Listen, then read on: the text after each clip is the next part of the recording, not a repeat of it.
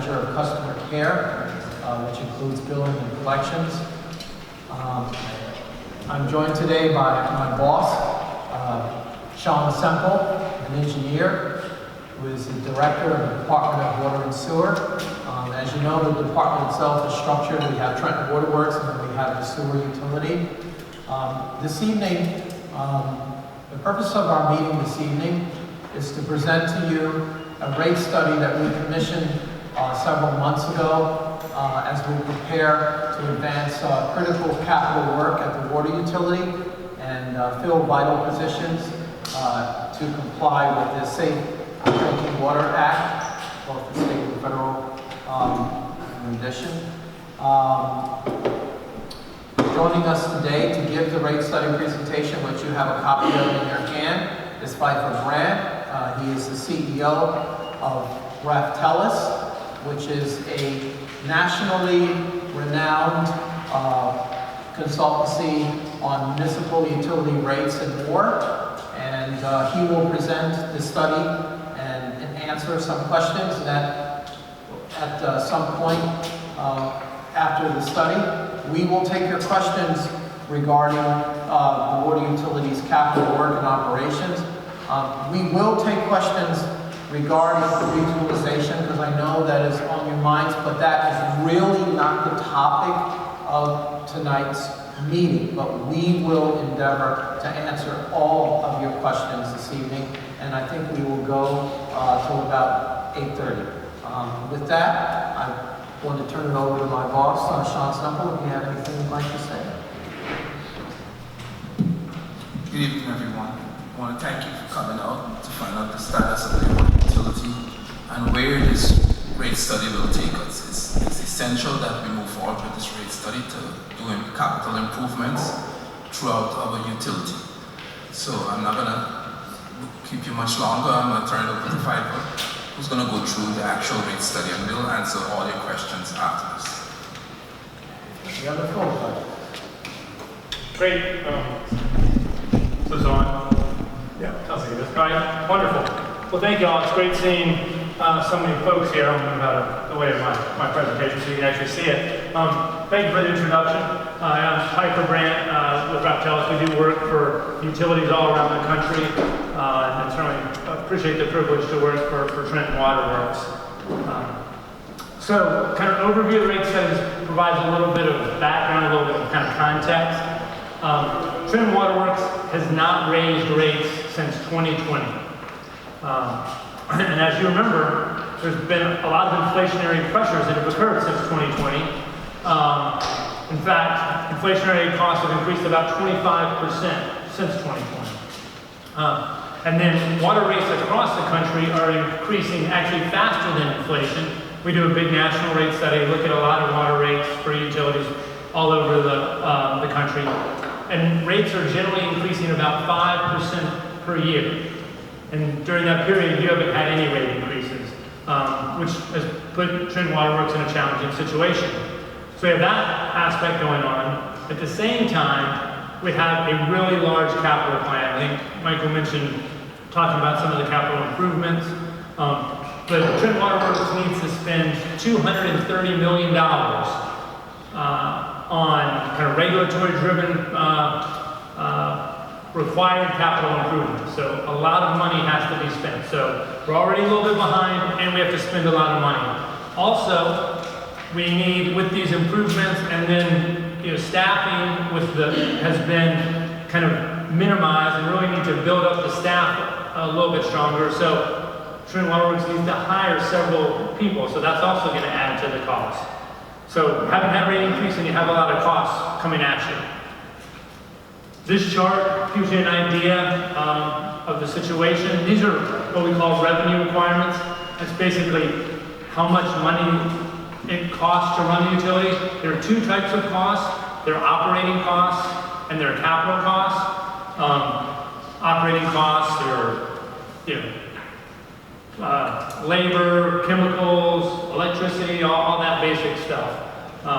Just like at your house, you have various bills. They have various bills they have to pay. Then the capital cost is generally debt service associated with the capital improvement program. And you can see over time, the operating costs, which are the darker bars here, they're increasing a little bit. Like I said, there needs to be some additional staffing, but they're not going up. What's really driving the costs are those lighter bars, which are the capital improvements, and that's the debt service on that $230 million.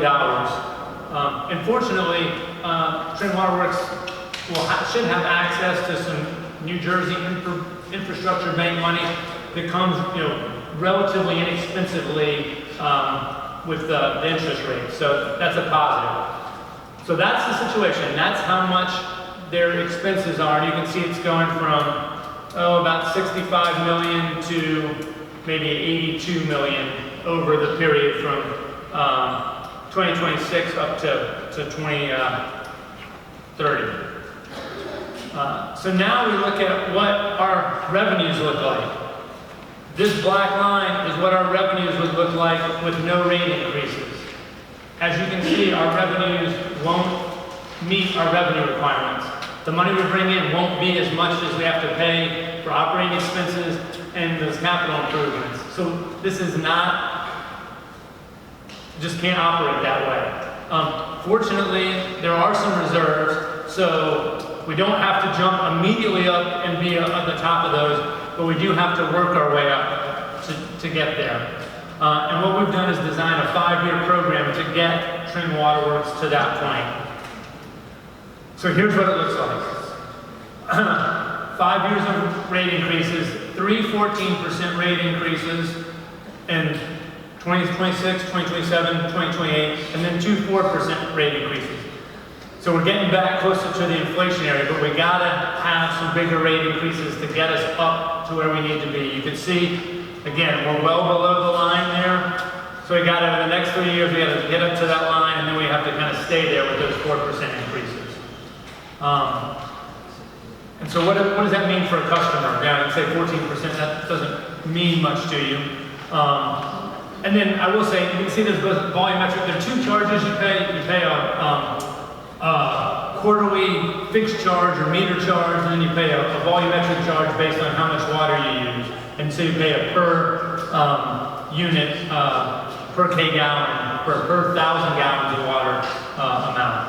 So, and we're going to increase both at 14%. So what does that look like? Currently, you're paying typical residential customer is paying $79.24 a quarter. And that's just for the meter charge. So you pay that whether you use any water or not. Then for all the water you use, I said K gallons, sorry, CCF. You're paying $2.11 per CCF. And I apologize, I get a CCF is 748.1 gallons. I know that doesn't really mean anything, but that's what a lot of meters measure in, or CCF. And so, 748 gallons. A typical residential customer may use 300 or 3,000 or 4,000 gallons a month. And so we're talking, that's 4 CCF is 3,000 gallons. That gives you an idea. So, in a month or so in a quarter, we're talking, maybe 12, and you'll see something. So $2.11 per CCF, $79.24 just for meter charge.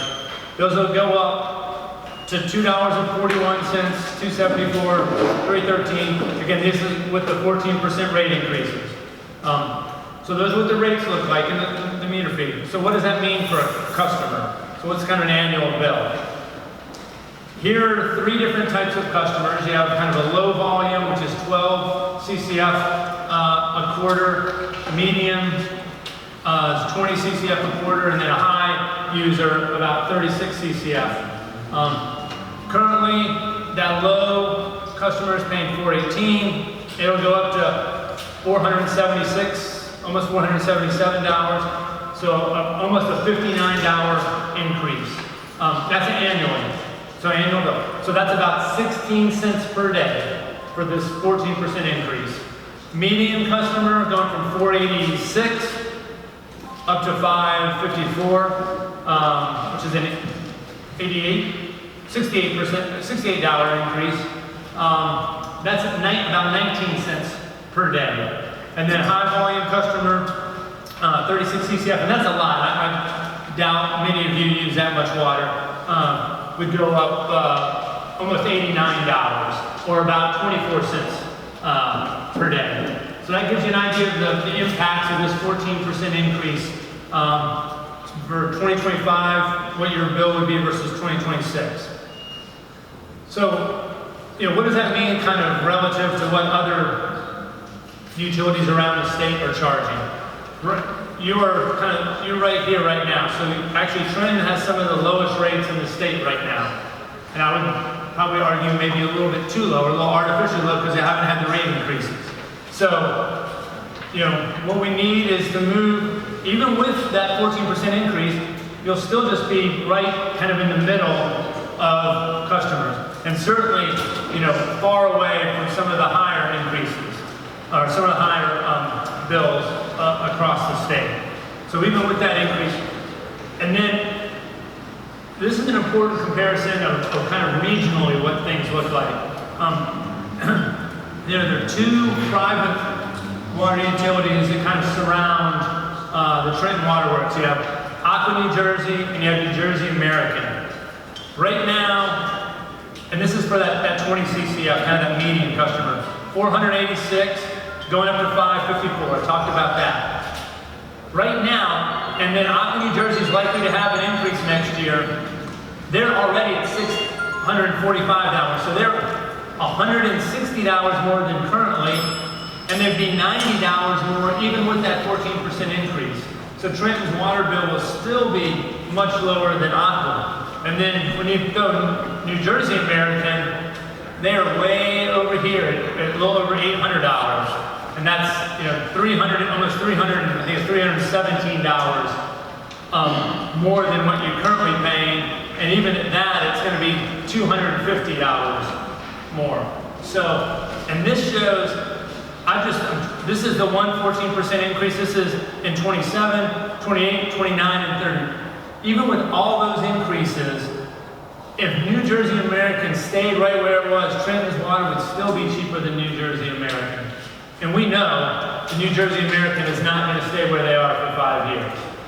We know the Aqua's not going to stay where they are and for 2 years. And you can see, after even with 2 years of increases, Trenton's rates are still less than Aqua's rates. So just gives you a little bit of context. So I guess, and that's basically, this is a little slide I have to say because we're a municipal advisor. The story is, right now, your rates are not sufficient for the costs that you're incurring currently and need to incur with the capital plan. You need to get those rates up, and that's because there haven't been rate increases for several years. So we got to kind of make up for that. We have a plan, a 5-year plan, 3 14% increases, 2 4% increases, to get us up to be able to cover the $230 million of capital improvement plan. And so that's the story. I am happy to answer any questions you have. Or yes, ma'am. I have an easy one. On your first slide, you have all drivers impacting Trenton Water Works. Is the time frame quarterly, annually, on the $230 capital? That is over the 5-year period. The $230 million is over a 5-year period. I have a question. Yes, sir. How many people do you need to hire? How do you go? Where are you going to go about recruiting? I will say, I don't know. So at this point, can you repeat the question? How many people need to be hired and how will they be recruited? So we're looking for mid-level managers within the utility. We're looking for entry-level engineers and experienced engineers, for the most part. We are staffed to capacity at the filtration plant, and we are still elevating some of the employees that we have and giving them training. So I would say we have to go up to, we have 156 employees right now. We're hoping to get up to at least 170. Where are you going to recruit? Well, we have advertised numerous times for different positions. We've interviewed numerous times for various positions. It's open. Anyone can fill an application who qualifies, or even if you want to come at an entry-level position, we work with you. It's up to you to have that ambition to elevate yourself.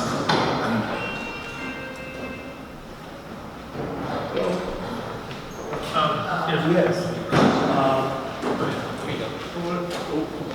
So we can hear you. You want to understand? There's some outside funding that's going to be coming in for some of the infrastructure. I'm not sure if everybody knows. If that comes in, how much of that is going to get raised by the state capital down the road here? Because I know I'd like to take funds that come into New Jersey and put them in a general fund. How much of that's going to go to general funds will get raised? I'm sorry, can you repeat your question? If we get any outside funding, how much of that is going to go to get raked by way of the general fund down the street here? Whenever money comes into New Jersey, we get raked on it. Are you asking if we receive outside funding, how much of that will go into the general fund? Yeah.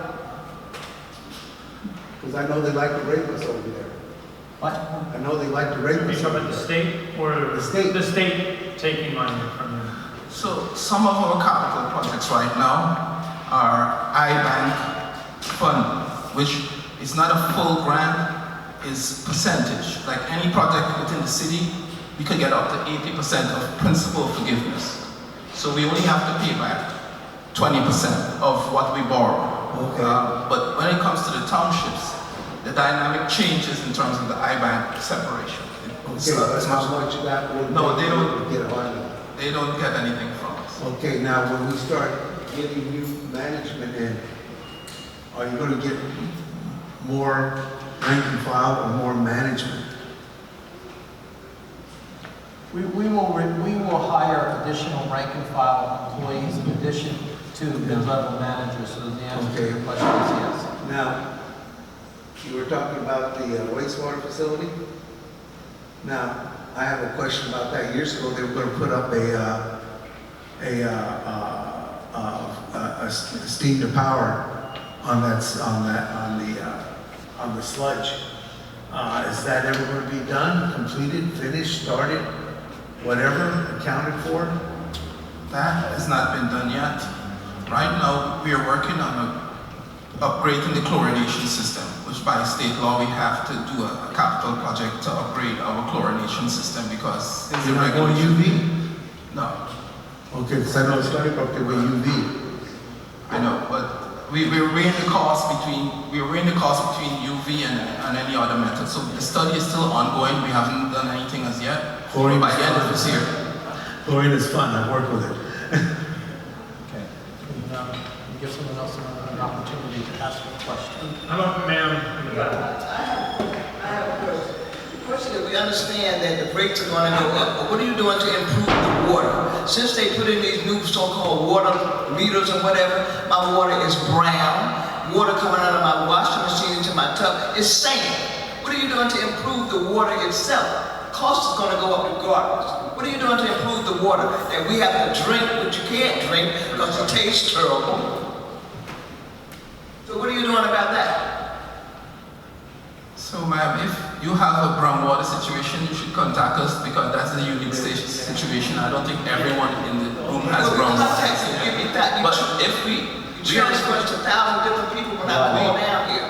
You give me this person, that person ain't there available to answer the question that I have. We are required to do hydrant inspections annually. Whenever we do hydrant inspection, it's for safety, for firefighting. We must make sure our hydrants are capable of fighting fires. So you may experience some brown water if we are flushing hydrants in the air. So if you have an independent thing, we can give you a card and you can contact us if no one is responding, and we'll take care of it. Yes, please. If you have brown water is a temporary condition when we are conducting operations in our distribution system. You really should not have brown water for more than a few hours, and that means during the operational window.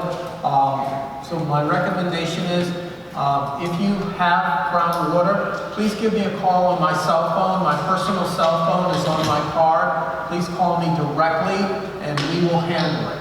All right. Thank you so much. So first of all, thank you so much, Mr. Rand. Thank you, Mr. Walker and Director Semple.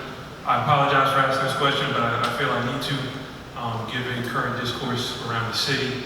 I would first like you, I guess just in plain terms, to explain for us this evening what regionalization is and how that differs from privatization, and then the benefits of these rate hikes, given that as a way for us to consider collectively as customers what's the most appropriate way for us to move forward.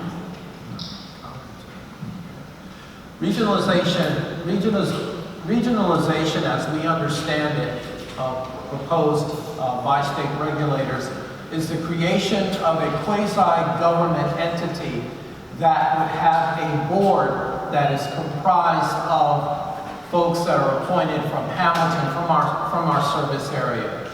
And that quasi-government entity would have more financial bonding capacity to do more things quicker, because even though Trenton would have a stake in the entity, as with Hamilton, Hopewell, Lawrence, and Ewing, that government entity, an authority, would be able to move much quicker and not be constrained by some of the issues which kind of encumber the operation of Trenton municipal government, which is the MOU, our relationship with DCA, our relationship with other state regulators. A quasi-government regionalized entity would be independent of our administration, but still be owned by the city of Trenton. Or we would have at least a very large ownership stake in it. But we are very far away from regionalization. I know you're going to hear more of it over the next few months, because there's a lot of questions that need to be asked and answered before we go that route. But regionalization is something that we're definitely looking at. Question? Yeah, I just wanted to clarify then how these rate hikes benefit us compared to regionalization under the definition that's provided. Well, before the issue of regionalization came up, we had already prepared to study the possibility of increasing rates. So as Pfeiffer mentioned, we could spend $230 to $250 million over the next 5 years on critical capital work to ensure that we deliver the highest possible water quality in the United States. You're welcome. This counts a moment. Yep.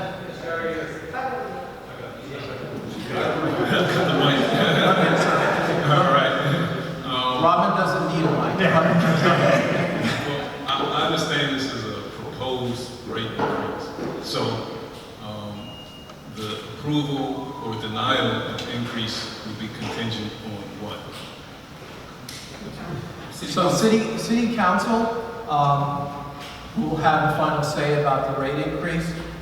It's important that we have this conversation with you, our customers, so that you understand what the water utility is going to be doing with that income over the next 5 years and what it means for water quality. Because really at the end of the day, that is the end game, to ensure that what comes out of your faucet is the highest quality drinking water in the world. Okay, so just to clarify, Sure. residents and homeowners of the city, we really can't vote. We have no say in what happens. Oh, no, you have a say. Because you can come to your council, you can come to council meetings, and you can speak in public comment, and you can say whatever you want. Well, we can say whatever we want, but but the you decision have to is say. not in our hands, right? The city or you Yeah, the are going to decision- do what you're going to do. You're not going to do That's what... right. The decision is with the legislative body of the city of Trenton, and that is the council. and you elect your council members, and you can say whatever you want to them at meetings or through emails or with letters, but yeah, you do have a voice. It's a very loud one. Still have public meetings? Does Trenton City Council still have public meetings? Of course we do. Absolutely, we have no. Next Tuesday is the next meeting. Next Tuesday is the next meeting. Okay.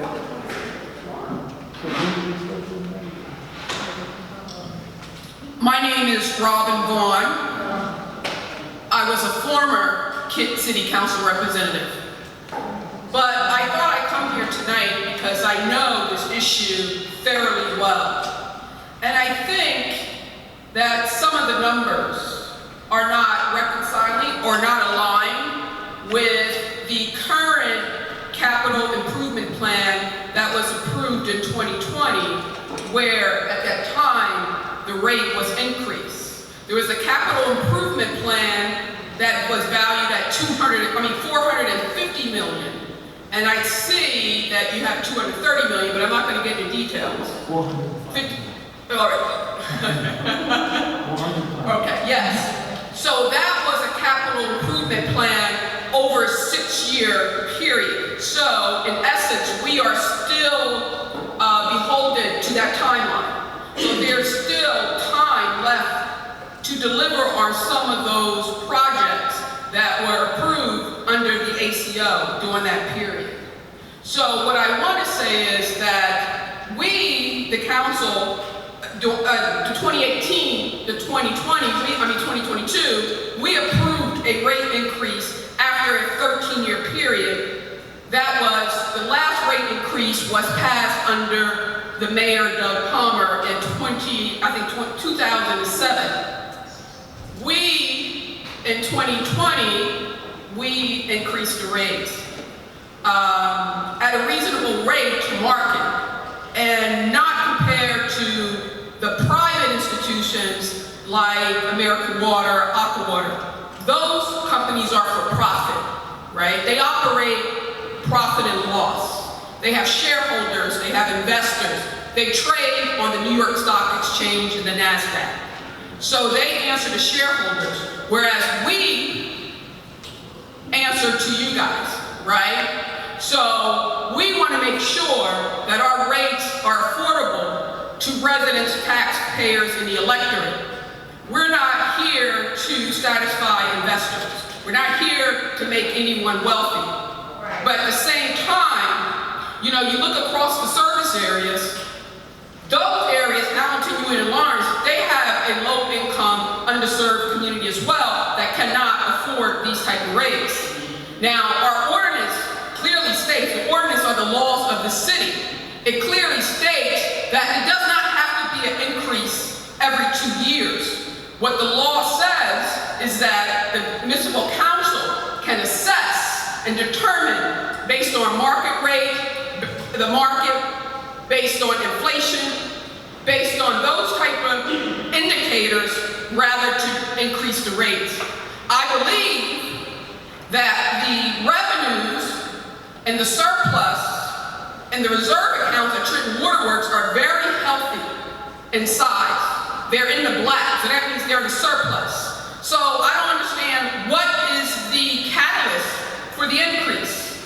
Because the increase in 2020 that was done by NWA Financial, they projected through 2030 that rate increase was going to cover the 400 million capital projects, which include the same projects. So I don't know what's driving this increase, but we have yet to, our council may not even approve it. Because I personally don't see the market indicators that can support this type of level of increase. Now, I see that the water rate for American Water is terribly understated.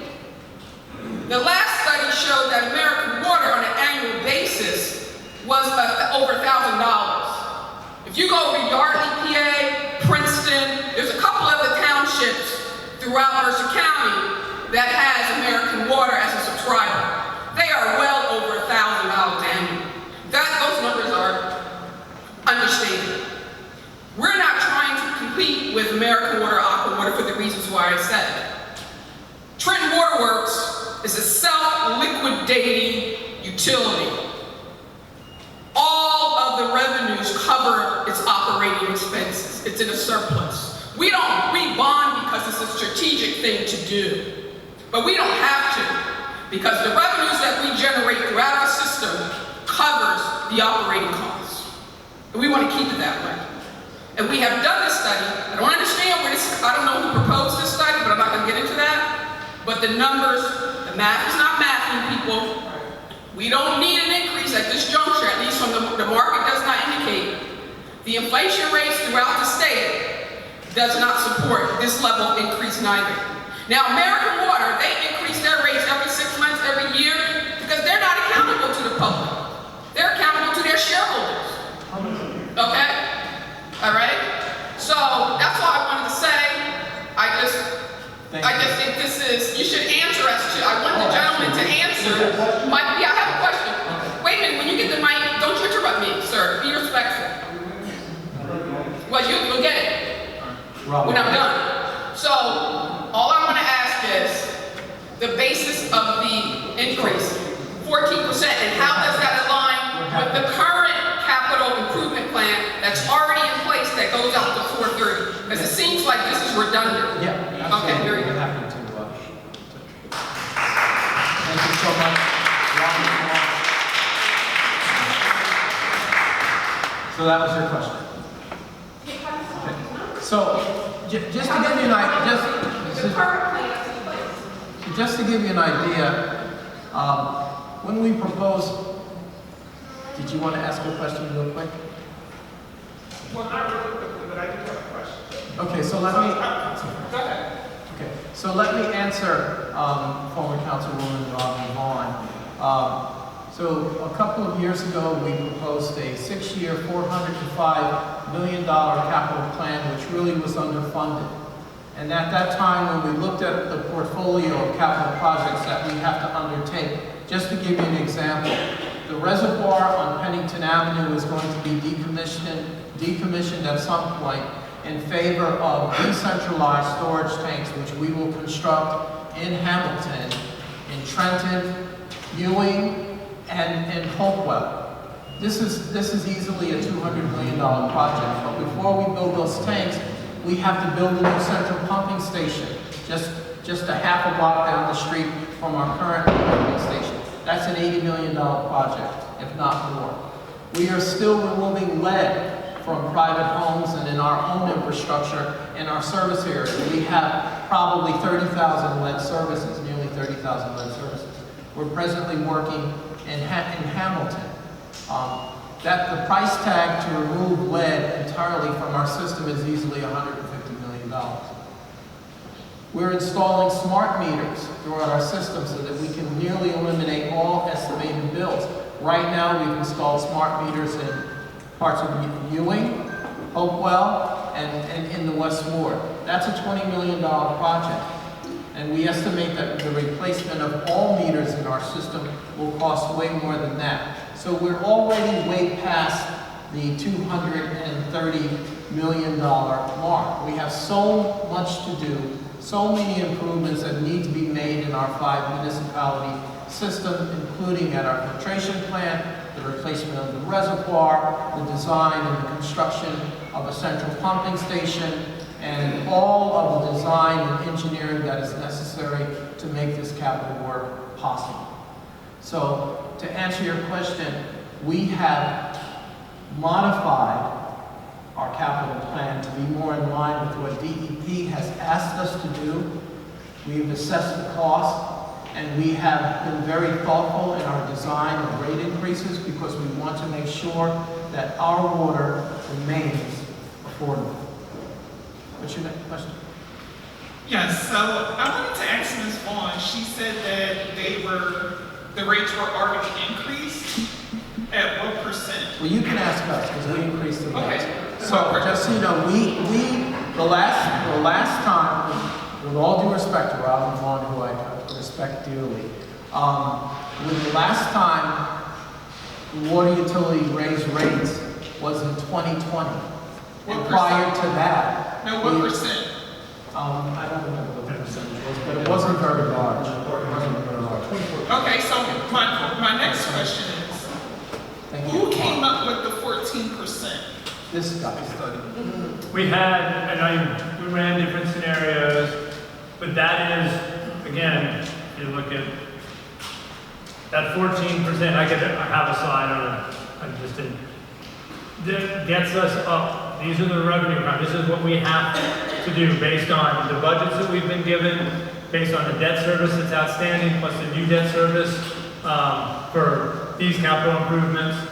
We got to get this line up here. And to do that, it doesn't, the 14% doesn't jump it up to here immediately. It kind of jumps it to here, then to here, then we kind of get up, and then we have the 4% increase. Okay. So we calculated, we ran different scenarios, and we thought,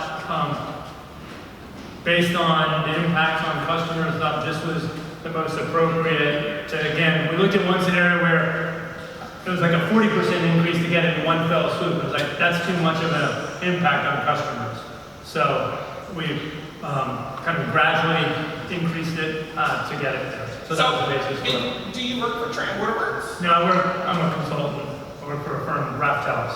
Okay, so the 14%, and that's going to be, I'm just asking for the people living in the city of Trenton that have to already deal with PSC&G.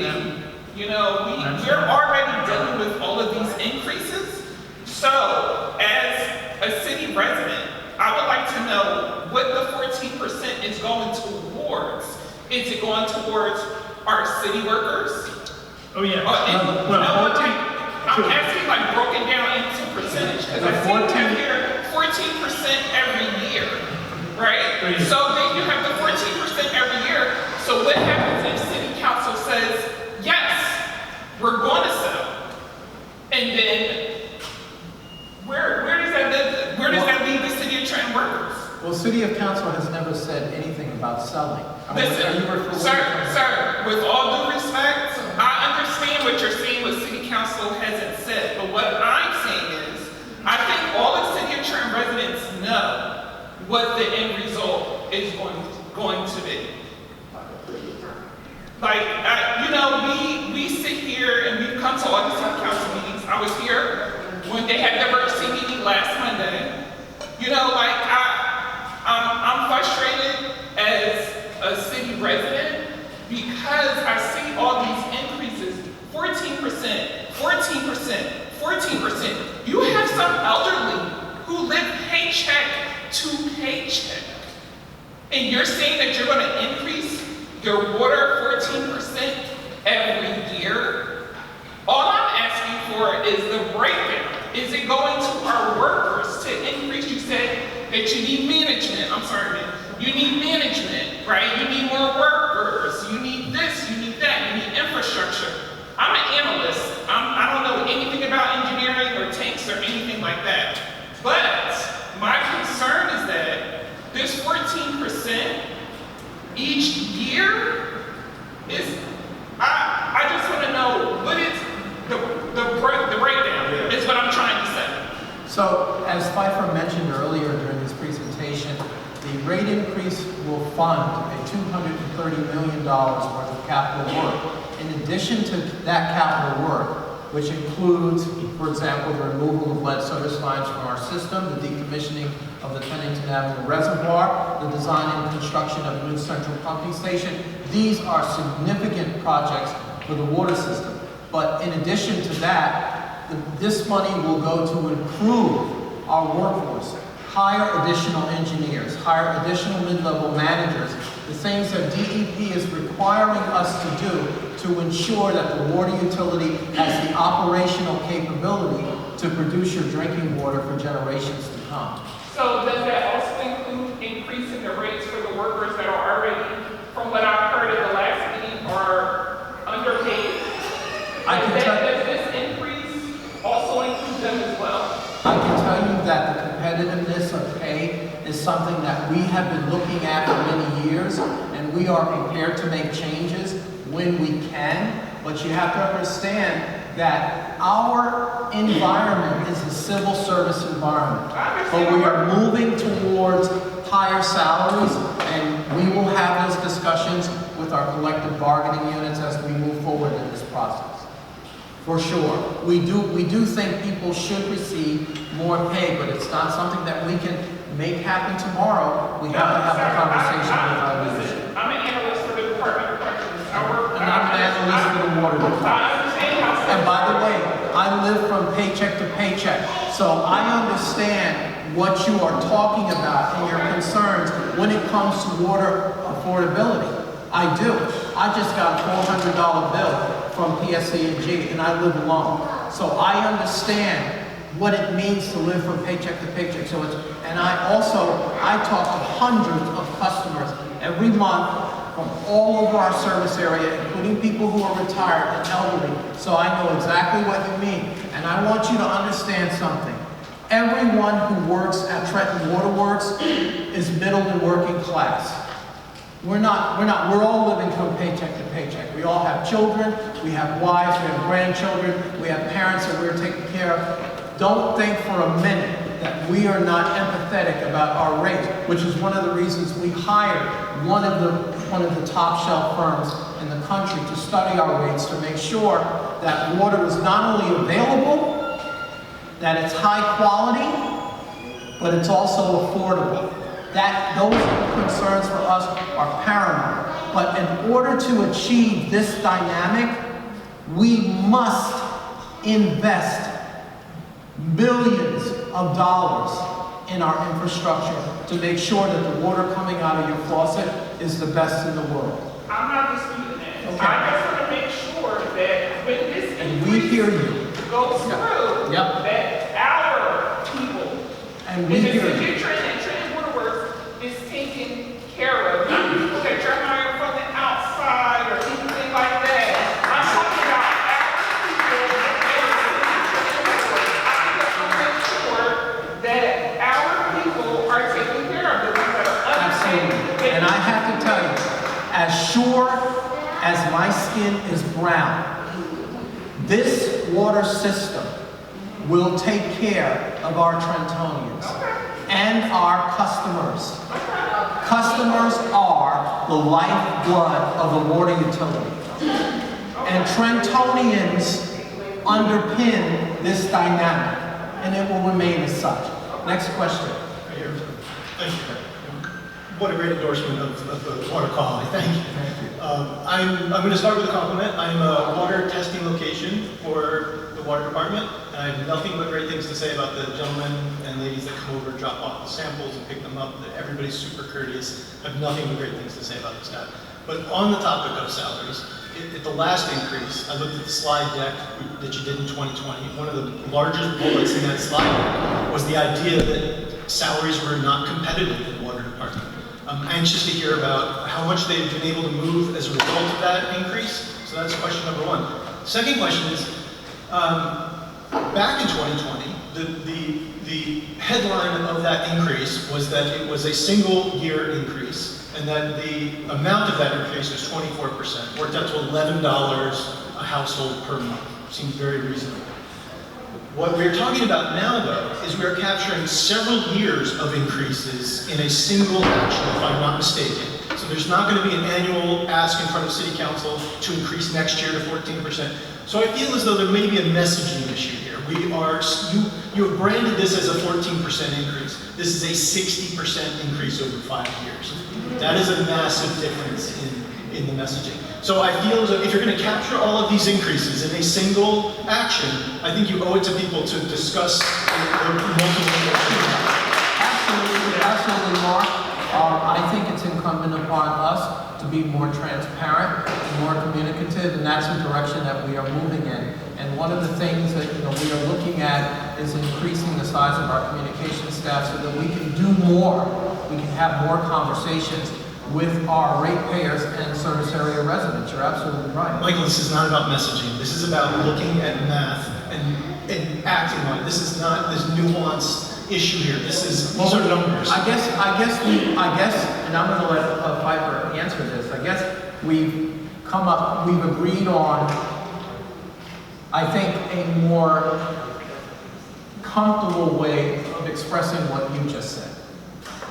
If I can let you. Yeah, thank you, and I very much appreciate that. And I do want to say, we definitely wanted to show, that's why we're showing this, is because it's not just a 1 year, it is not just a 14% increase, and you're exactly right. And if I characterize it that way, I do apologize. I tried to say 3 years of 14, and as you're right, how many that is, I would have to calculate to see if it's exactly 60%, but you may have done the math already, so I'll trust you on that. But yes, it is an issue, and yeah, it's not just one, but it's 3 14% increases. That gets us up to kind of where we need to be, and then we get to kind of what I would say are inflationary increases at the 2 4% increases. So we really need kind of a 3-year runway to get up to where we need to get to. Like I said, we ran in for 1 year, it was like 40% for 1 year. Instead, we went for 3 years of 14% and then had the inflationary. We could have done it a little bit differently. So yeah, I appreciate that, and want to echo the importance of transparency for that. So Thank you, I appreciate that. Just a very quick follow-up question. I'd love to know more about how we have moved the needle on salaries since 2020 with the increase that happened then. And lastly, 2 years ago, the city started taking a larger amount out of the proceeds of the water department. Up until 2022, that number was about $3 million. Starting in 2022, though, that number jumped to $5 million. I feel like this is sustaining this new line item that the city seems to be taking for services performed, and DEP has called this out as needing more justification and understanding as to where these numbers come from. So I'd love to hear more about that too. So regarding your, to answer your question regarding movement of the needle on salaries, it hasn't moved much. As to what the city is taking, far be it from me to speak on behalf of the mayor and Trenton municipal government. I mean, there's a reason why the municipal finances are very complex, but I will have a better answer for you in the future, because that is a concern that our ratepayers and Trentonians are asking, and I think it does need to be answered, and we will answer that question at some point. In the back there, please. Thank you. Go ahead. Sorry, sir. Go ahead. It's quite all right. Thank you for this chart. I was looking for this information. I'm very new to this We have subject. a copy to you. Right, I have a copy of it. I would like to know if there's easy online access to these documents and the plans. I've heard, since I've been gathering information, and I also want to thank this gentleman. He pointed out a very important number that was missing from this slide, which was what the increase was in 24. You guys swept it underneath, I'm sorry, 2020. Anyway, that's an important number. What also is important, there are other numbers that I've been hearing. $1 billion to build these water tanks. This is the first time I've heard that you're decommissioning the reservoir. I've heard that you had to recover it. Decommissioning of the reservoir has been in the public domain for several years now. Okay, thank you for that information. So this has been, I'm glad to be here and listening to this information. I would appreciate a map of the communities that... So just so you know, this document will be available online on our website, TrentonWaterWorks.org. There'll be a special page where you can go to. We're also going to have a capital projects page so that you can learn about the projects that we are advancing. We were asked to cover the reservoir approximately 30 years ago. It never worked for a variety of reasons. We decided to safeguard the storage of our finished water by decommissioning the reservoir and having our water stored throughout our service area with a beautiful new pump station that will service these systems. Do you have anything else? Yeah. Hi, I have a couple questions. First is with regards to the revenue, I guess part of the surplus that council takes out. On the slide where it talks about water cash flow, there's the black line that says revenue. Does that include what council has taken out of surplus or no? Well, first of all, council doesn't take anything out. So just so you know, the structure. Or it goes back to? So it's the government, the administration. Okay. Can you explain? Yeah, that amount, it would be captured in this dark black line, and I don't know exactly what that, sorry. Okay. I don't know exactly what that amount is currently, but there, and I will say, again, we do work like this all over the country. It is very common for utilities that are part of city government, as Trenton Water Works is part of, for money to go from the utility, Trenton Water Works, to the city. That's common for various services provided. Sometimes they do a payment in lieu of taxes. They do various reasons for that transfer. So the amount of that transfer varies in situations, and I don't know enough to speak to that because we didn't look at that specifically, but I do know it would be included in here. But I did want everyone to know that that is a common thing. It's not as if Trenton does that and other places don't do that. So. Right. The other question I have is, I've been living in Trenton for 20 years. I know the reservoir issue has been an issue for at least 15 of them. I remember it was mentioned when there was the vote for privatization a number of years ago. What is the guarantee that these capital plans that you're talking about, like the reservoir, that have been issues for a long time, are going to be dealt with in a timely manner? And I guess who's going to be in charge of making sure that gets done? Because I don't want to have somebody come in another 5 years going, we still need to decommission the reservoir, we need another 14% increase. Well, to answer your question, we are responsible for advancing capital work with our consultants and engineers and third-party vendors. Many of these projects are very, very complex and very expensive, and they're not done overnight. We are building, we do have designs to build several decentralized storage tanks in our system, 2 across the street from the Pennington Avenue Reservoir, 2 in Hamilton, 1 in Ewing, and a very large tank in Hopewell. What will ensure that this happens? Regulators. They've ordered us to do it. Then I guess, and they're with us every step of the way. So if you don't do it, what would end up happening? Well, I think I try not to think about that because I know we're going to do it. We have to do it. We don't sit in our offices and go, well, maybe we're going to do this, maybe we're not. We have to do it. Right now, we're in the process of purchasing land across the street from the Pennington Avenue Reservoir, where we plan to build our new central pumping station, which is going to underpin these tanks. We must build it. We own the land in Hamilton. We own the land in Ewing.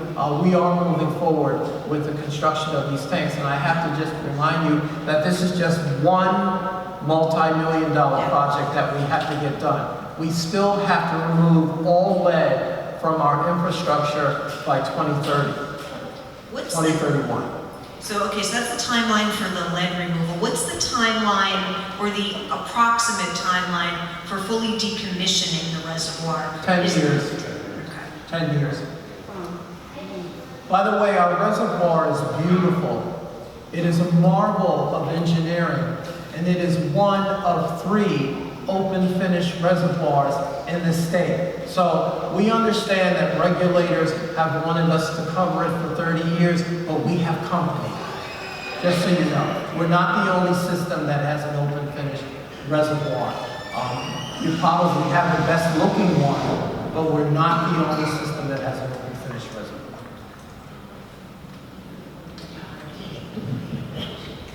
I'm quick and easy. There was a mailer that was sent out and the information was in English. There was a text that was sent out, the information was in English. I would like to recommend the department to also include it in other languages so that other communities are aware the information that is being disseminated so that their voice can also be heard. So just so you know, you're absolutely right. We have to be bilingual. Earlier this year, we published our first newsletter called Blue. It was in Spanish. So we mailed it in English and we mailed it in Spanish. Unfortunately, not every one of our materials is in Spanish. For example, when we do send text messages out, I send those messages personally. I'm not fluent in Spanish, but I have members of my team who are. So I got you, so I heard you, and I promise you, I'm gonna try to do that, okay? Thank you so much, because I think it's important that we be bilingual in our service area. Thank you so much. Next question. Yes, I've been following the issue of lead infiltration into drinking water for quite some time. And the gentlewoman who was sitting back here raised the issue before. The price is going to go up. Costs are going to be incurred. What are you doing to improve the water quality? I appreciate what you said about transparency. But I'll cite an example for you of one of our other cities in New Jersey, Newark, where a contractor was hired to remove the lead lines. Right, Steve? And they sold the city of Newark for something like $15 million and never did the work. We hired the same one. So, you hired the same one.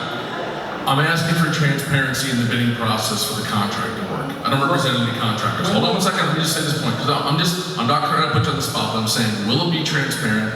Will it be advertised fully? The people in this room deserve to get what they pay for.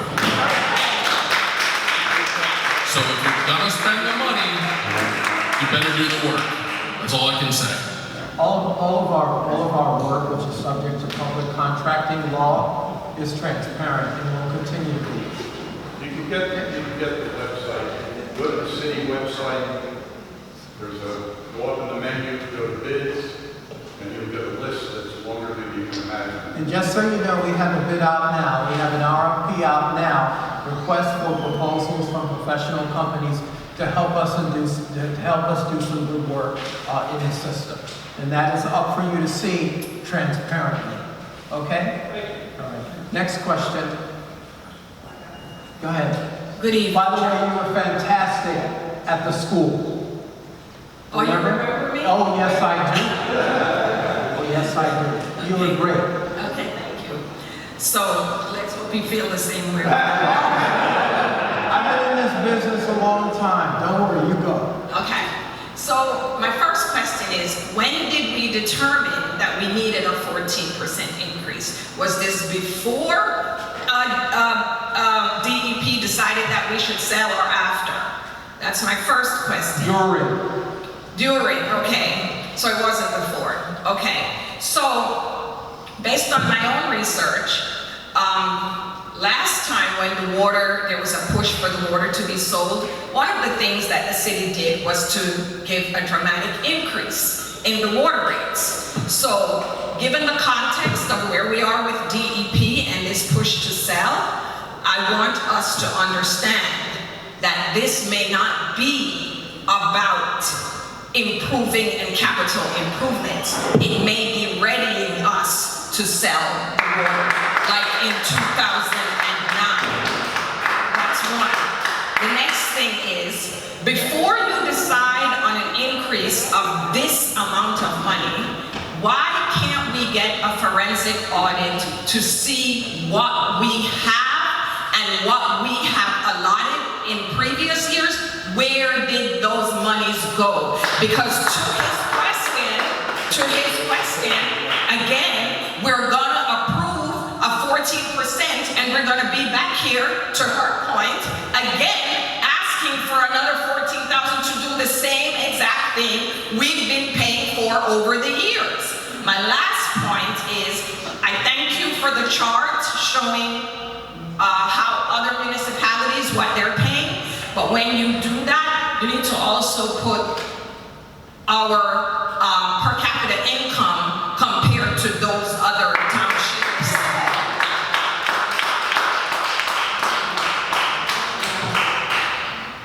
Well, thank you for all of your questions.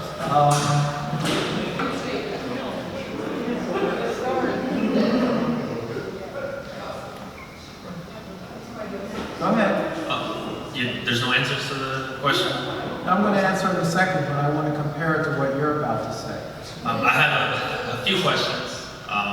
Some to clarify things for myself. I also have a couple points of clarity. I did do the math. It's 50% over 5 years, not 60, but it's still a significant number. Mark has got you beat. And then for the lead contractors, I did read up on them. Technically haven't been charged. The case is ongoing, although it may look like, of course, that they are going to be charged, but we don't know the actual outcome yet of what happened. Well, they're going to jail, no doubt about it. So that's a certainty. Yes, this sounds great. Now, a few of the questions. For hiring staff, mid-level management, entry-level, all of that, would over time that include decreasing our dependence on consultants and third parties, therefore balancing a little bit of that expense management? No, all water systems, every water system in the country, every single one relies on third-party vendors and consultants to carry out their mission. If you don't believe me, check out bcwater.com, Passaic Valley, Newark, Jersey City, New York, Philadelphia. Every successful water system in the United States which does capital projects which are valued in the millions of dollars, hires consultants and vendors to help carry out their mission. Thank you. Is there already a plan in place for how much it would cost to hire that staff? I know there's a capital improvement plan, but I haven't, this is new to me, so I haven't checked it out, and I don't know if that includes staff. We have examined our staffing needs, and we have an idea of how much it will cost.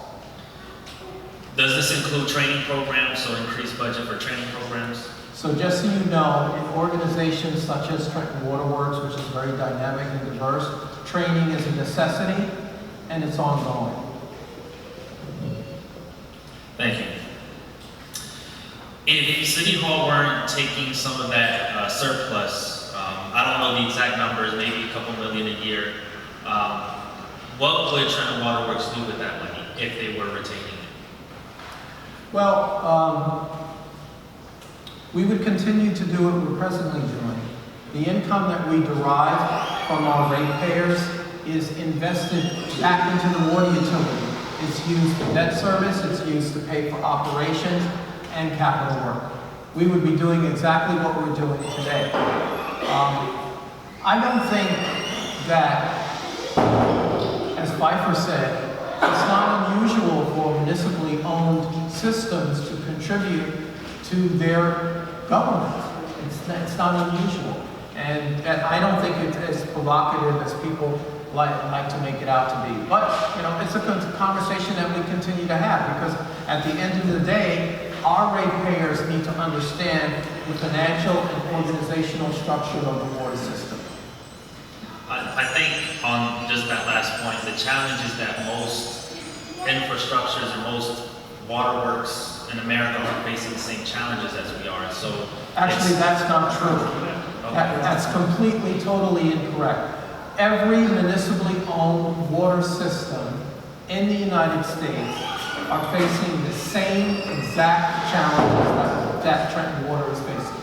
The availability of water, the affordability of water, facing millions and millions of dollars, even billions, that are needed in investment to comply with federal and state drinking water standards. That's the key. At the end of the day, we have to provide clean and safe drinking water, and we have to make sure that the system is available for fire suppression.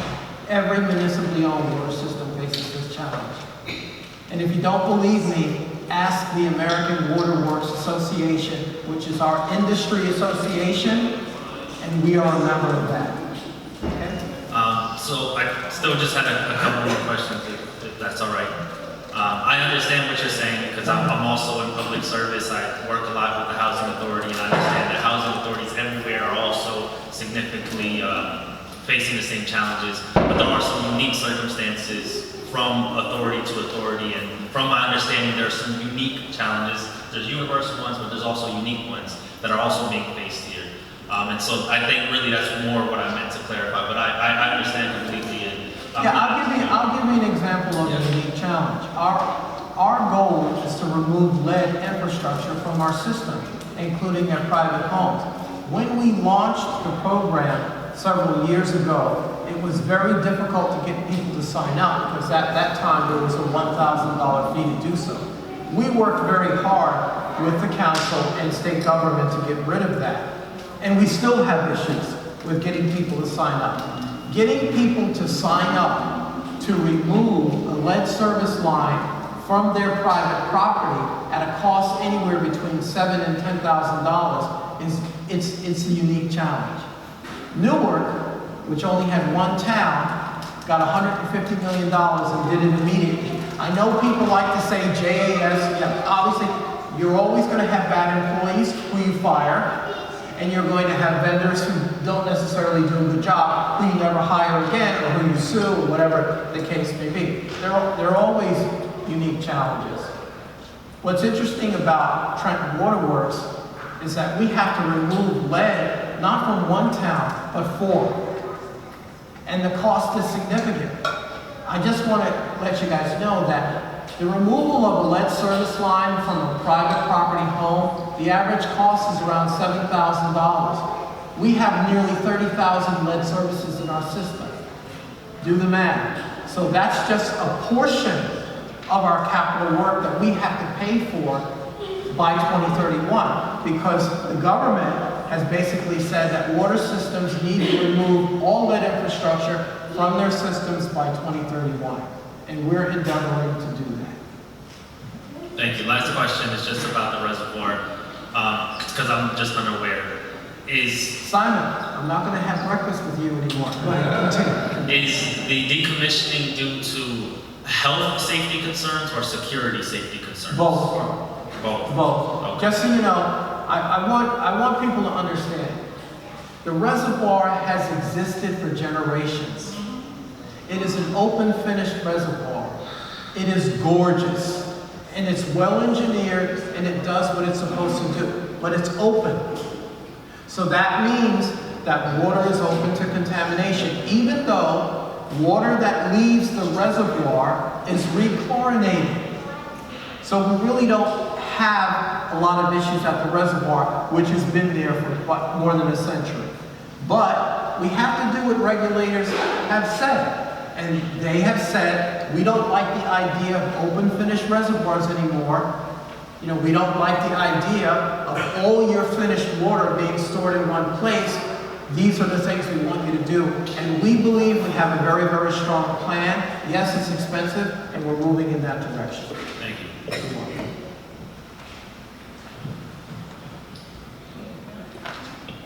I just want to say that it's just a recommendation going forward when you guys come to present to the city of Trenton. Our questions and our interests are different than the townships. And having said that, you had a lot of taxpayers here, residents, asking about their budget, the finances of the utility, why we can use our surplus, are we, they want the cost of the water, the increase, the spending. You need to have the finance director here so that they can answer these questions. Because honestly, you guys are doing a good job, but you didn't answer a lot of these questions at the level they deserve to be answered. People are going to walk out of here with no information and misinformation. You need to have the finance director here to give an overview of the financial health of our water utility. You don't have to do that in the township, but you must do that here in Trenton, because these are the taxpayers. We're not only ratepayers, we also taxpayers. The townships do not pay taxes into the utility. We back the residents and taxpayers. All the departments of the city, even the water department, which is Trenton Water Works, is fully backed by the taxpayers of Trenton, not Hamilton, Ewing, and Lawrence. Okay? They have no obligation, they have no risk. So that surplus we have a right to. We can use it for anything we want to use it for. Because that's the favor that is returned for the taxpayers of the city of Trenton. But we need the finance people here to tell the people and answer these very quantitative questions. They have a right to know, and you guys can't answer those questions, and you didn't. So that's what I wanted to say. You need to have another session with the finance director. Yeah, and we will. We will have more sessions. I believe in these community meetings. I really do think that they're needed. I do want to say that my business card is here. If you have a specific question that was not answered or wasn't asked, please email me, because we will be putting together a fact sheet, as we move forward in the months and years ahead. And we want to make sure that all your questions are being answered. But as to what Councilwoman Vaughn said, I agree with her. We need to talk a little bit more about the water utilities financials. And we need to do it to the legislative body. We need to do it to you. We need to do it in a plain way. And we will. Go ahead, Mark. Just a quick math here. It's 60%? It is 60%. Okay, go ahead. You cannot simply add up the percentages because it compounds. Thank you. So it is truly 60%. If you take the rate schedule and you multiply 2.11 by 1.6, you get 3.38. Don't mess with this guy. Go ahead, please. Oh, okay. So you said there are 3 other uncovered reservoirs?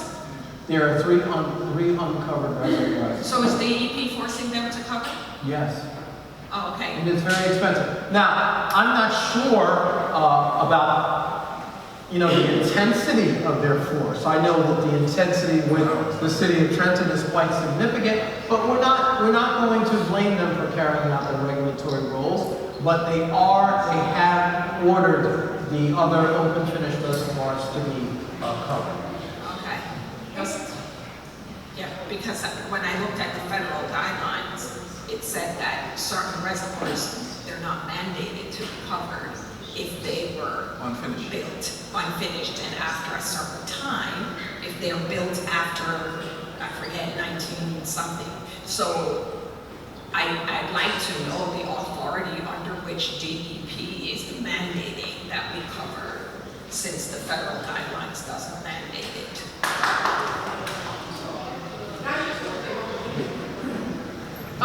To the young lady's question, if I can help my fellow Trentonian out, and for everybody here, just because if you're not someone who owns property in the city of Trenton, and you're not paying property taxes, which is a component that backs the water utility, even if you rent in the city of Trenton, you're impacted by this increase. Because if the increase goes into effect, the council may not approve it.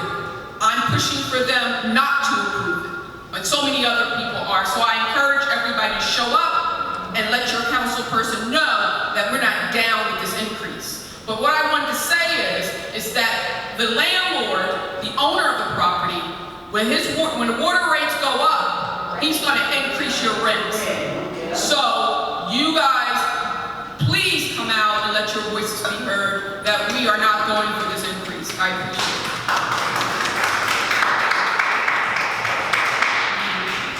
Well, we got some more time. Anybody else? Go ahead. I just have a quick question, just to piggyback off of what she said.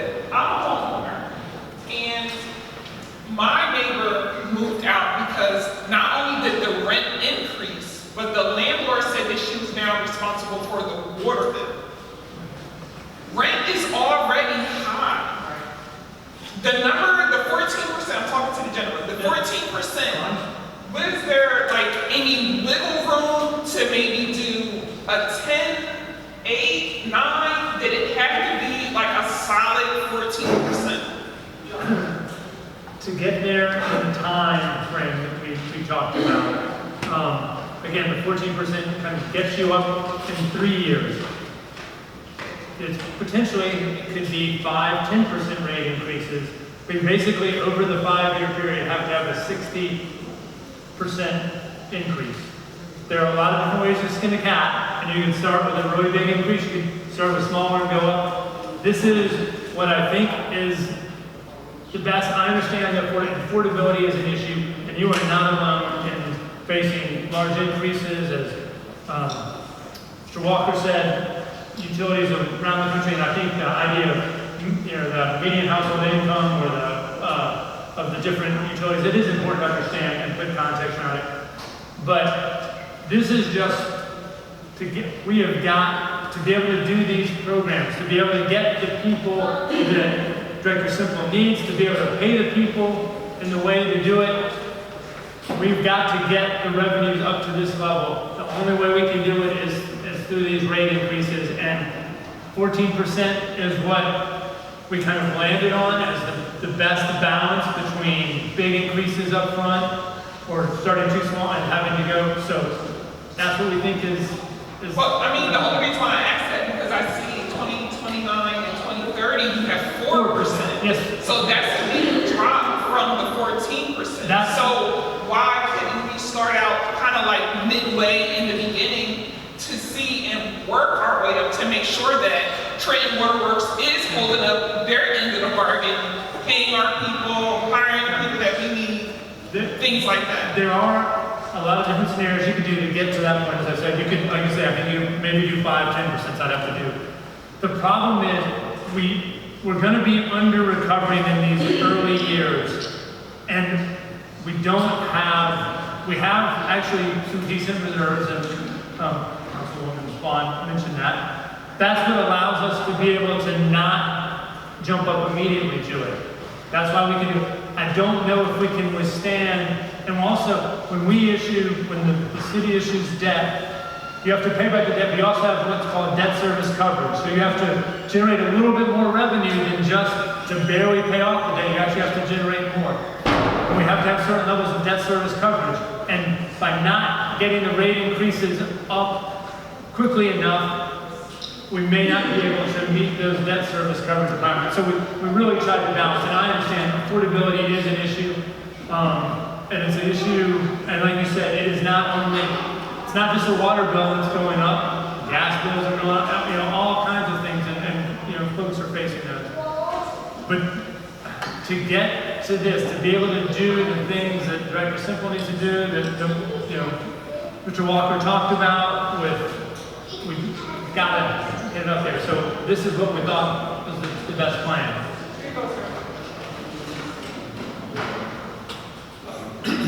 I just want to say, this woman brought up an important issue, and that is the relation between rent and inflation. That number, 4% at the end, that's a critical number. It's anticipating that the inflation rate of 3.5% will continue. This is a statement, it's not a question. The annual increase of 3% by landlords that is permissible is an inflationary cause, not something that accommodates the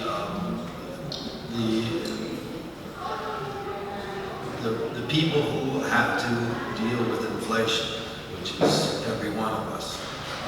And that 4% at the end is actually a number that's inflationary. And it's built into all of this. You are creating a situation that is a burden on the public. Nevertheless, the water utility, in order to ensure that we provide you with the cleanest, safest drinking water in the world, that requires infrastructure, technology, personnel, software. I mean, I'm sorry, it's very expensive.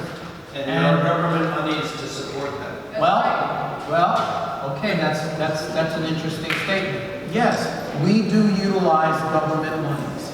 We have utilized government money to remove lead. We're utilizing government money to install smart meters. We're utilizing government money to advance our Pennington Avenue replacement project. We are using government money. 80% principal forgiveness. So we are doing the best that we can. We're just one component in the American ecosystem. Our rates, our water rates are some of the lowest in the country. And we have been very thoughtful and deliberate in figuring out how do we balance what we need to spend in order to make sure you have the best drinking water in the world against increases. We're looking at this, and we will continue to have this conversation. Nothing is set in stone. But I want you to understand that the people who are working at the water utility are not some rich fat cats going home to Summit, New Jersey. You know what I mean? We live here. I don't know who. We'll talk about that later. But so we know, and I talk to customers every day. I mean, one of my responsibilities as a water utility is to collect our aged receivables, and we're doing a very good job of that. I talk to customers who tell me they're struggling for a variety of different reasons. And I understand, because every time I receive my PSE&G bill, my heart palpitates before I open it. But I gotta tell you something. I live by myself. My water bill, my water consumption a couple of quarters ago was $12 and change to the fixed cost, which is the water meter. I have to tell you, I don't know how we do it. $12 for water, for drinking water? I know some people, and I see them, you see them at the store, they're at Walmart, they're in ShopRite, they're at Acme, they're in Whole Foods. They have carts filled with the most expensive bottled water I've ever seen, and it's all unnecessary. As Pfeiffer pointed out earlier, we charge $2.11 per 748 gallons of water. Just think about that. That's cheap. And we will continue to study ways to keep it affordable. That's all I can tell you. Because you know why? We give a damn about you and about the water utility. That's all I can say. Next question. Can you hear me? Yeah. Great. Mr. Rinaldo. How are you? How's that irrigation meter working out? It's great. Great. I just want to make sure. How's it? Okay. Go ahead. I heard what you just said, your last comment. I think one of the things that I can reflect back on that is it's not just a financial issue, it's a trust issue. And it's very hard to regain that trust once the public loses it. I think you're working against that too, as much as you are dollars. So just, consider that, please. DC Water for many years had trust issues with its consumers. Today, it is a world-class institution. If you don't believe me, go on their website. The work that they're doing is remarkable. Guess what? Trenton Water Works is one of the oldest water utilities in the country. We will regain the trust of our consumers, including you and those on Trenton Orbit. We will regain their trust. Because I have to tell you something, Mike. I don't come to work every day busting my hump, my people, 2 of them are over there, for the director, with the attitude that I'm going to get away with, I'm not going to rebuild trust. I sit at my desk every single day figuring out ways to rebuild trust with my customers. It is very important to me. It has defined my entire career. And I can tell you that if DC Water can do it, and go on their website. DC Water was a laughing stock many years ago. They are the gold standard for water utilities in the country. I believe. So is Trenton. So is Trenton. Thank you. So is Trenton. Thank you. What we have to do is we have to communicate better. We have to communicate better. And we have to do it, like that gentleman said, more transparently. And we will do that. And I thank you for your question, Mike.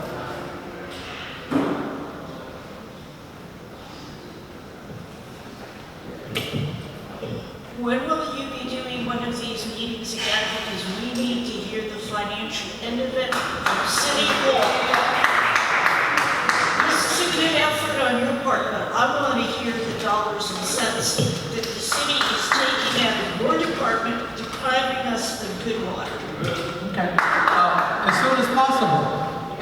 possible. Now that I know that you want it, as soon as possible. Absolutely. I just want to say that Trenton Water Works does produce quality water. It meets the Note the date and EPA. time. Note the date and time. What are you talking about? Okay. Note the date and time. Okay. The EPA, oh, I never said anything different. No, I know. Okay. Keep going. So, the Trenton Water Works meets EPA standards all day, every day. It meets all the primary metrics before water is distributed through those pipes and hits your faucets at your home. Anybody else has anything different, has a different agenda. However, there are other secondary metrics that the City of Trenton has to meet around infrastructure, and those things were already talked about. But as far as the quality water, you ain't gonna get anything better. You're talking about bottled water. Bottled water is regulated by the FDA, the Food and Drug Administration. They have lower standards. So continue to drink that water out of that plastic instead of the quality water that comes out of Trenton Water Works. That's measured and regulated by the EPA standards, which are more rigorous. That water is tested, and Mr. Simple can attest to it, every hour, on the hour, whereas that bottled water, once it leaves wherever it comes from, it sits on that shelf, you don't know when was the last time it was tested. So this is what I mean, Mr. Walker and Mr. Simple. You gotta get some of your other experts at Trenton Water Works to come talk to Trentonians about their asset that they own. The townships are just customers. They have nothing to say about our water utility. They just better pay their bills. And that includes the government and their residents. Pay your bills. You ain't got nothing to say about Trenton Water Works and what we do over here in our government. And I'm just gonna leave it there. But that's for another place. But Trenton Water Works, high quality water, meets EPA standards all day, every day, on the hour, every second. And I'm gonna land there. Anybody else? When is the next meeting with the finance? With the finance? So, I think this is a good time for me to clarify something that was said, but repeated that I said at the last meeting. I never said that we're in the verge of catastrophic failure. I was just repeating what the commissioner said, because that's a term that should not be used. And I heard it spewed all over the social media that I said that we're in catastrophic failure. There's no explanation why he would say that, because he cannot prove it. So I just want to clarify that, because I know it's been twisted that I said that. That's not accurate at all. Another thing I want to clarify. I have a legislation document here in terms of Legionella. Now they're looking at cooling towers. Something that I've been advocating. What else has been investigated when you go to a home for a Legionella case? You're just looking at the water. What about the air conditioning system? But now, I have a copy of the state legislation that is about to come out. They're looking at cooling tower because that's the main source of Legionella. So, fingers been pointed at Trenton Water Works. You mean nuclear cooling towers? Air conditioning towers, cooling towers. Oh, okay. So, if you get a chance, get a copy of this and read through it. So, yes. Original Legionnaires. Tracy. Go ahead. How do we get a copy of that? It's online. It's online? Yeah, it's online. If you Google it, you can put, Legionella, state Legionella legislation, it'll come right up. I'll give you my copy for you. Oh, go get it, David. Does anyone else?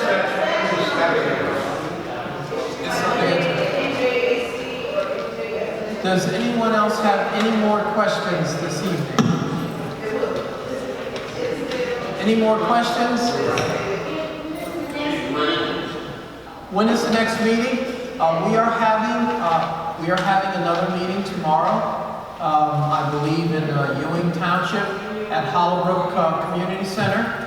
We are having another meeting on Wednesday in Hamilton Township at the Hamilton Township Public Library. We are having another meeting in Lawrence on September 4th.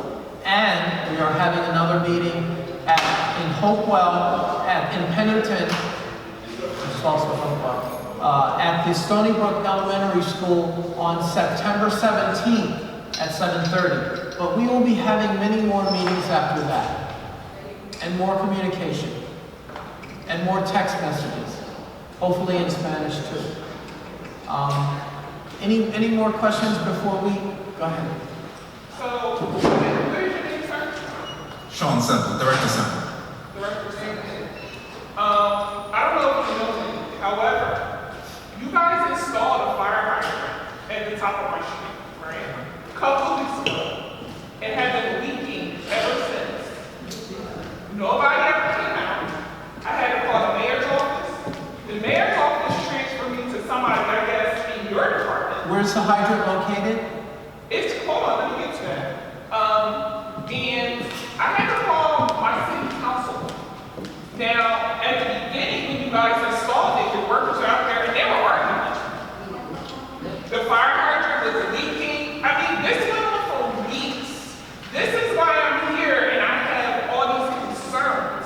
Because had I not said something, it was still been leaking. But I'm a taxpayer. I'm a city resident. And when you guys left it should have never been left like that. So again, I had to call the mayor's office, had to call the city council, I had to call my city councilwoman. And thank God for Jennifer Williams because she went in and she did, I called on Monday, they were out there on Wednesday. The problem is resolved. But when you guys do things like this, you should not be leaving it leaking When you for say weeks at a time.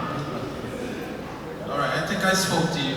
You didn't speak to me. Someone I spoke to because you complained that my employees were arguing outside or something. So I spoke to someone. I don't know if it's you or not. But yeah, we took care of it right away. Leaks. No, you didn't take care of it right away. You took it. No, after I received the call. It was leaking for weeks is what I'm saying. But why would you leave a fire hydrant leaking for weeks knowing that it was leaking?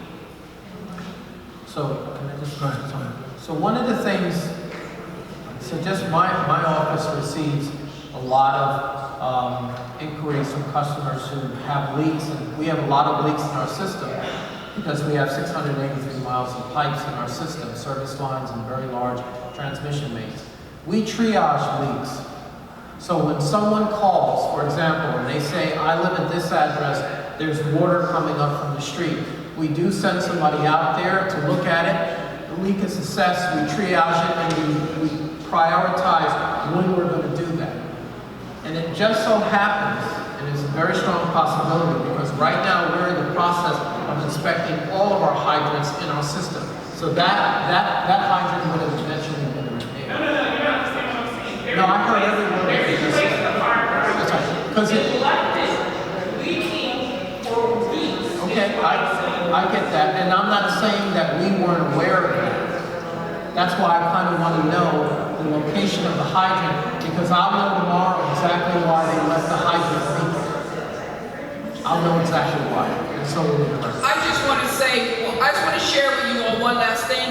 There is a council meeting tomorrow at 6 o'clock, Tuesday the 26th. Tuesday, August 26th at 6 p.m. upstairs in the council chambers. It's tomorrow. Yeah, no, it's It's tomorrow. not a regular meeting.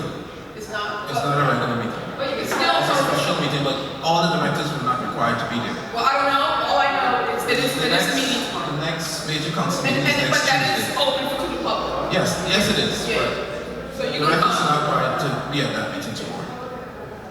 And just so you know, all of the council meetings are online, so if you're ever curious about what the upcoming schedule is, it is online at trentonj.org. Any more? Where is the hydrant, by the way? It's in North Trenton, at the corner of Bergen Avenue and Ingram Avenue. I'm going to look at the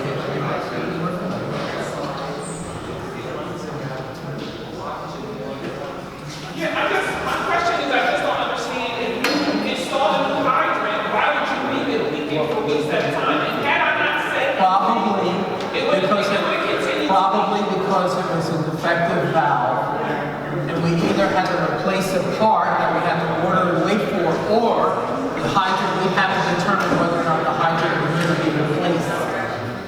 because the hydrant itself is defective. But there's always a reason, and we'll know tomorrow. Anyone else?